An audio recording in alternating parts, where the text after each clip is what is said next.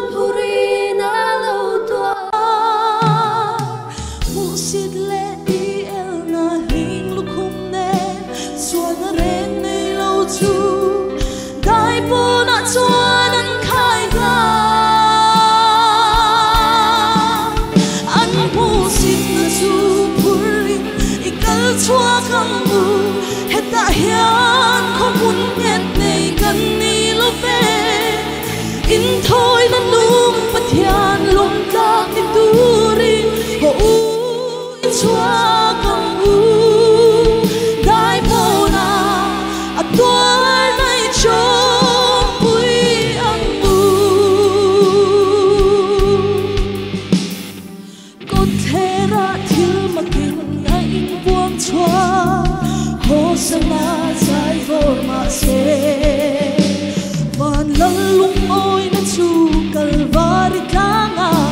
thingan che donga van lal fa pa tua na chu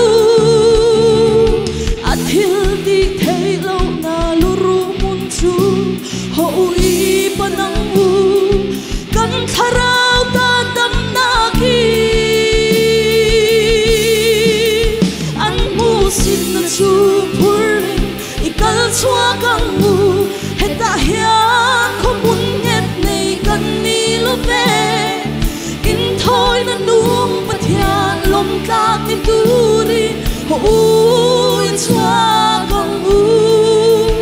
dai po na atwar nai chom pui ang u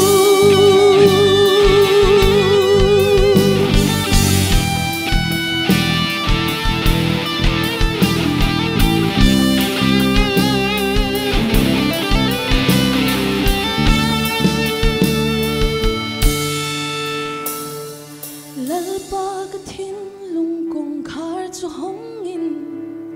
dai po na ka lo chua ke lei mal som na email mu fia tum hi kalvari tlanga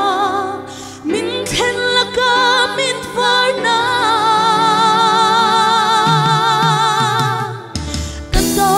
ni twar na chu chom pui turi min siam tharo lalpa kanun ni tan kalane an mu sin na chu puri ikal chua kang mu heta hian không muốn nghe này kan ni lo ve in thôi na nung pathian lom tak ni turi ho ui chua kang u dai po na atwar nai chom pui ang u dai po na atwar nai chom pui ang u